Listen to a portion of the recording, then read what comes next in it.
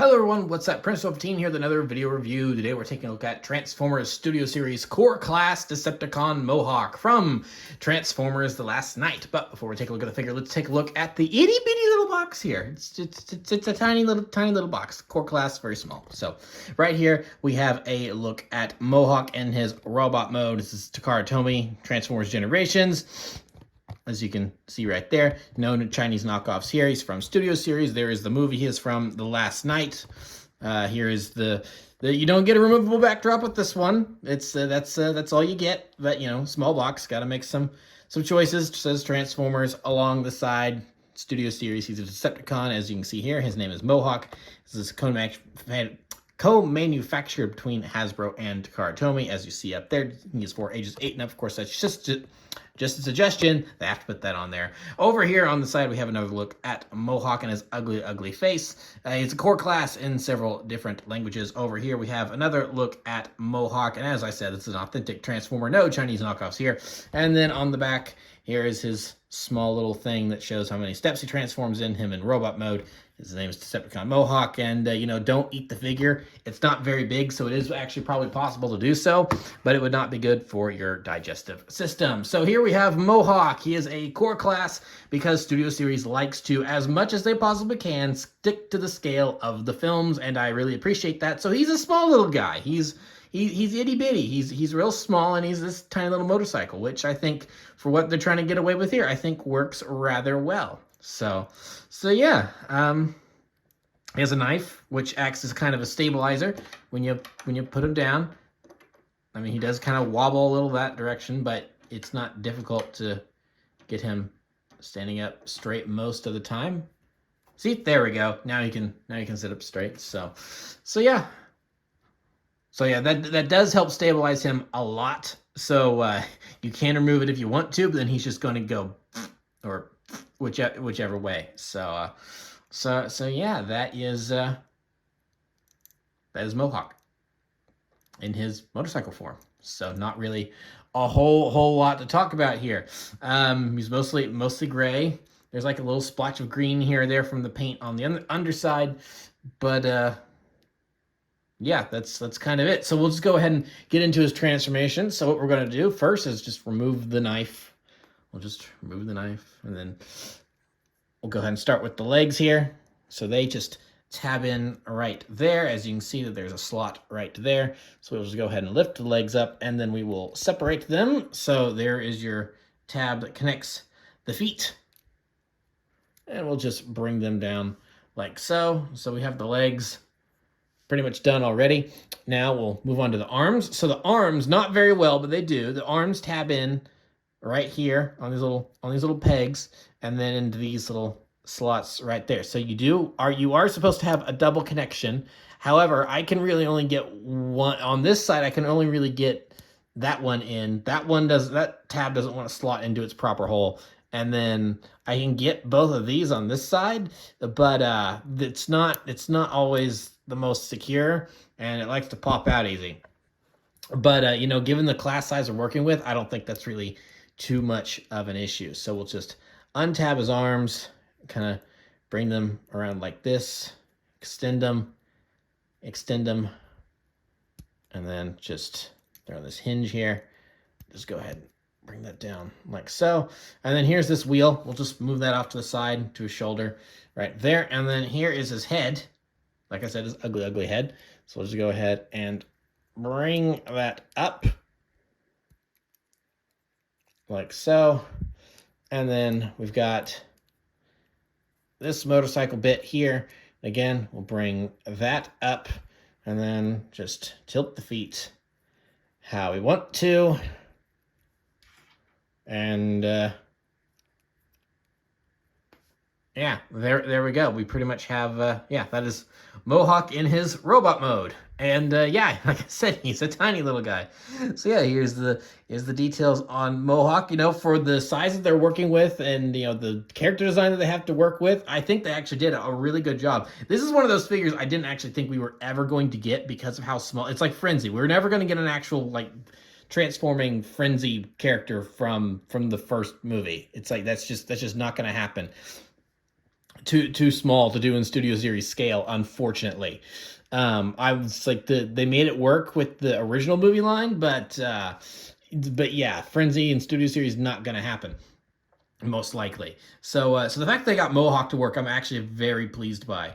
And yeah, I think they did a pretty good job with him overall. He's a little spindly with his legs, so it's like you can knock him over pretty easy, but if you don't, but he's stable enough. If you just don't mess with him, he will stand up, as you can see. So he does come with his knife, so you can allow him to hold his knife, so that way he at least has a weapon. And I've just dropped it on the floor. So the knife does want to fight you a little bit when it comes to putting it in a hand. So I'm just kind of, there we go. And I've put it in backwards. Twist that around. There we go. So now he's got a knife. He's ready to cut someone.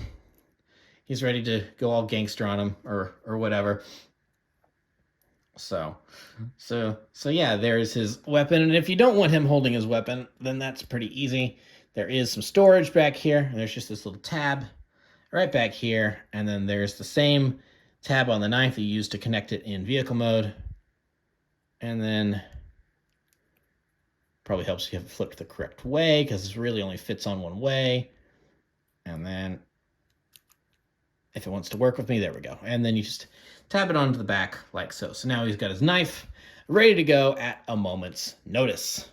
So yeah, that's pretty almost all of what he can do. There is one other thing he can do, is that he can open up his mouth, so you can have him talking. See, I'm saying words because my mouth is moving in time with my head, with the words being said. Hey, so it's a little Kermit the Frog, but you know, it works. And I do like the little detail of the red paint on the eyes, because he's got those small beady little eyes. So yeah, that works out pretty well.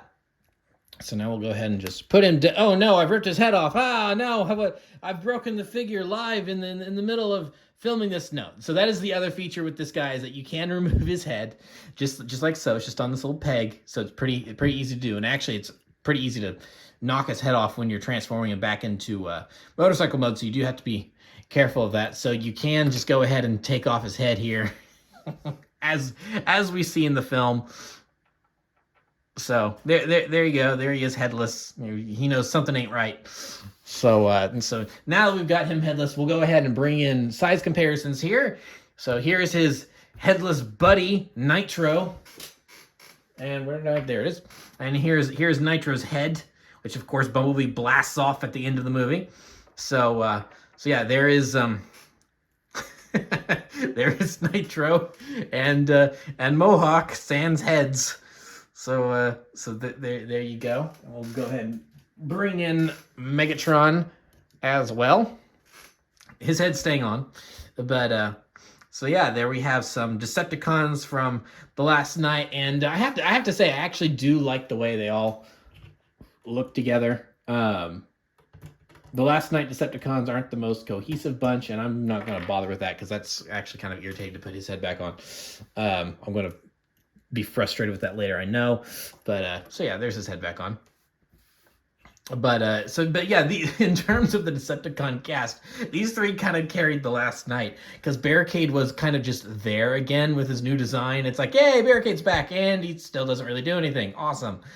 These two were at least memorable in personality, and then Megatron has his best design in the movies. So it is nice to see these three together, at least somewhat. Here, maybe I could, if I do. There we go. That looks a little bit better. So yeah, there we have some Decepticons from the last night. Just move them back off to the side. And yeah, that's really it for Mohawk. I mean, it's a really simple figure. What you see is what you get. It's a core class.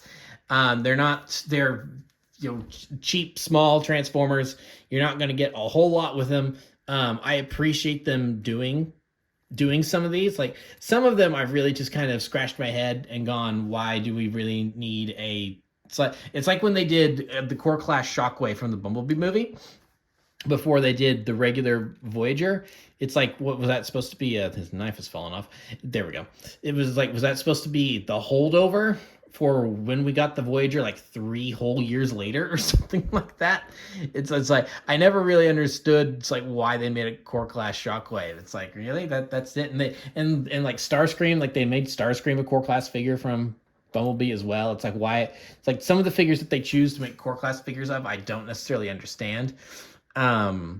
Spike Witwicky from the Transformers the movie, that made sense. The pink Bumblebee, that made sense for them to do. Laserbeak in his pink Bumblebee form from Dark of the Moon, that made sense. And going off of there, making regular Bumblebee because it's the exact same mold, so just make the car yellow, and then it's like that made sense too, because it's like you might as well. But yeah, sometimes I do kind of question these core class figures, but Mohawk is one of those that I'm not questioning. I'm pretty glad that we have them. For as much as I don't like The Last Night as a movie, it's bad. It's really bad.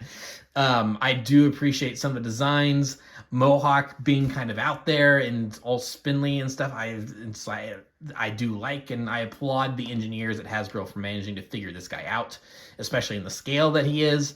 I think they did a really, really good job translating this character. So yeah, I would recommend this guy if you want to complete your Last Night cast of characters. Not that there's really many of note to collect, but so yeah, that'll pretty much be it for this review. Thank you for watching. Remember to like, comment, subscribe, all that great stuff. Remember to follow me on Twitter and Instagram. Those links are in the description below, and I'll see you guys next time. Thank you so much for watching, and goodbye.